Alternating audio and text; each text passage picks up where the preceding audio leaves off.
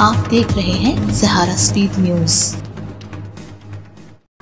Khelo India अंतर्गत बेंगळूर येथे घेण्यात आलेल्या राष्ट्रीय पातळीवरील तायक्वांदो स्पर्धेमध्ये कर्नाटकचे प्रतिनिधित्व करताना निप्पाणीतील इकरा मकांदार यांनी सुवर्ण पदक पटकावत निप्पाणीसह बेळगाव जिल्ह्याचे नाव उज्ज्वल केले आहे। त्यामुळे त्यांची पॉंडिचेरी येथे होणाऱ्या स्पर्धेसाठी निवड झाली असून यानिमित्त त्यांचा निप्पाणी येथे सत्कार करण्यात आला।